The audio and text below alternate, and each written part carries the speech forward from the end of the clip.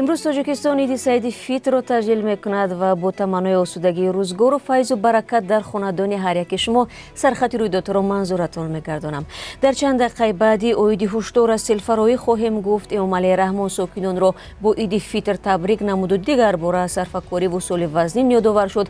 Қирғизистон эътироф намуд, ки Тоҷикистон байрақтар нахаридааст. Дар Аврупо ҳукми Амридин Аловатшоевро танқид карданд. Кумитаи ҳолатҳои фавқулоддаи Тоҷикистон бо такя ба маълумоти оҷонсии обу ҳавошиносӣ сокинонро аз боронҳои сахт ва фаромадани селҳо ҳушдор медиҳад. Манбаъ мегӯяд рӯзҳои 3 ва 4 май дар як қатор навоҳии кӯҳиву назди кӯҳии тобеи ҷумҳурӣ, вилоятҳои Хатлон ва Суғд омадани селҳо эҳтимол дорад. Ғайр аз ин, хатари боло рафтани сатҳи об дар рудхонаҳо, лағзиши тармаву резиши санг дар роҳҳои кӯҳӣ зиёд аст. Боронҳои пуршиддат бо раъду барқ низ аз таҳдидҳои дигар арзёбӣ мешаванд. Бинобар ин ба сокинон тавсия дода мешавад, ки дар ин рӯзҳо аз рафтан ба соҳили дарёҳо ва дигар махзанҳои об худдорӣ намоянд. Сафарҳои безарурат тариқи роҳҳои кӯҳӣ низ маслиҳат нест.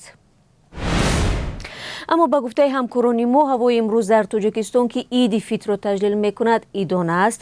Субҳи имрӯз дар куллия масоҷиди ҷомеаи кишвар бо ширкати ҳазорон тан аз сокинон, ки як моҳи тамом рӯза дошта ба тоату ибодат машғул буданд, намози иди Рамазон ё Фитр баргузор гардид. Дар арафаи иди Рамазон президенти Тоҷикистон сокинонро дар як паёмаш табрик намуда бори дигар онҳоро ба сарфакорӣ даъват кард. Ба таъкиди Эмомалии Раҳмон, бо дар назардошти душвориву мушкилоти марбут ба таъмини маводи ғизоӣ дар миқёси ҷаҳон ба вуҷуд омада, набояд ба худнамоиву исрофкорӣ роҳ дод. Ӯ ҳамчунин ба масъалаи додани садақа дахл карда ёдовар шуд, ки он барои фақирон ва мискинон пешбинӣ шудааст.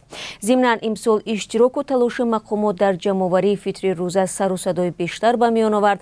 Бархе аз корбарон гуфтанд, ба кӣ додани фитр бояд кори хусусӣ бошад. Имрӯз дар намози ид дар Кулоб мулло Ҳайдар Шарифзода, имомхатиби масҷиди ҷомеи ин шаҳр ба номи имоми Азам, аз боло рафтани нарху наво дар арафаи ид гилла кард. Ӯ гуфт, ки аз сабаби боло будани нархҳо барои дастархони идонаи хонааш не себ, не дигар анвои хӯрданӣ харид. Бинандагони азиз, баъди 3 соати дигар оиди таҷлили иди Рамазон дар барномаи ахбор гузориши муфассал тақдиматон мешавад. рӯзи якшанбе 1 май дар шаҳри бандарии Мариуполи Украина тахминан 100 фарди мулкӣ аз корхонаи муосирашудаи тавлиди пулот «Азовсталь» берун шуд. Президенти Украина Володимир Зеленский бо тасдиқи ин хабар дар шабакаи Твиттер изҳори умед кард, ки онҳо 2 май ба вилояти Запорожияи ин кишвар интиқол дода мешаванд. Ҳамчунон дирӯз Зеленский дар бораи сафари ҳайати Конгресси Амрико таҳти раҳбарии раиси Маҷлиси намояндагони Конгресс Нэнси Пелоси ба Киев ва музокироташ бо ин ҳайати қонунгузорони амрикоӣ тафсилот додааст. Ба қавли Созмони Милали Муттаҳид, амалиёти интиқоли афроди бандмондаи мулкӣ аз корхонаи «Азовсталь» бо иштироки Кумитаи байналмилалии салиби сурх ва дар ҳамоҳангӣ бо намояндагони Украинаву Русия идома дорад. рӯзи гузашта даҳо парвоз аз фурудгоҳҳои Москав бекор шуданд ва ё бо таъхир ба Москав расиданд. Ба навиштаи хабаргузориҳои русӣ, дар фурудгоҳҳои Шереметьево, Внуково ва Домодедово дар маҷмӯъ 32 парвоз аз ҷумла ба самти Тоҷикистон, Туркия, Ӯзбекистон, Арманистон, Озарбойҷон, Қазоқистон лағв гардида, 17 парвоз дар соатҳои муайяншуда сурат нагирифтанд. Гуфта мешавад, яке аз парвозҳои лағвшуда аз ширкати Сомон Эйр буд, ки бояд аз фурудгоҳи Кулоб ба Домодедово анҷом мепазируфт. Сабаби таъхиру лағви парвозҳо эълон карда нашудааст. Феълан миёни Тоҷикистон ва Русия ҳафтае то 120 парвоз амалӣ мегардад. як созмони мухолифини тоҷик дар Аврупо 18 сол зиндонӣ шудани Амридин Аловатшоев чеҳраи шинохта дар байни ҷавонони вилояти мухтори Кӯҳистони Бадахшонро сахт танқид кардааст. Кумитаи шаҳрвандии наҷоти гаравгонҳо ва зиндонёни сиёсии Тоҷикистон қароргоҳаш дар Варшава ҳукми Аловатшоевро золимона, ноодилона ва ғайри қобили қабул хонд. Ин ҳукм нишонаи он аст, ки барои ҳукумати Тоҷикистон дигар ҳаёти шаҳрванд, ҳуқуқи ӯ, қонуни асосӣ ва дар умум ҷорӣ будани меъёрҳои ҳуқуқӣ ва арзишҳои инсонӣ ҳеҷ маъно ва аҳамияте надоранд, омадааст дар баёния.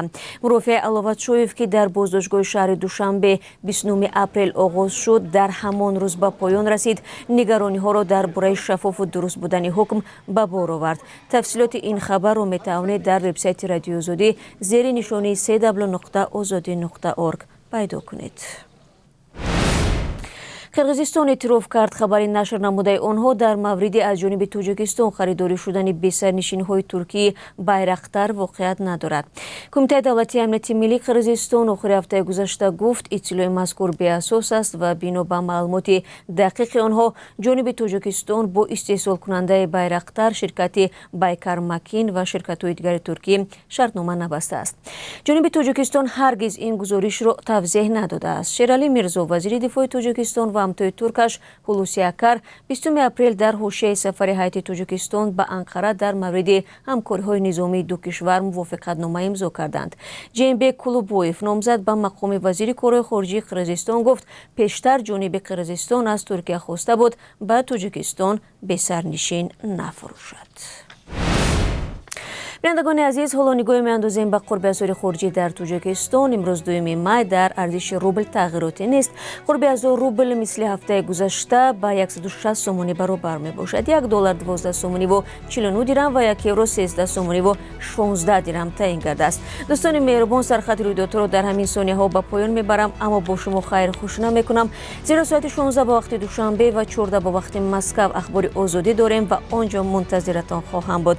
рӯзи хотирмон дошта бошед.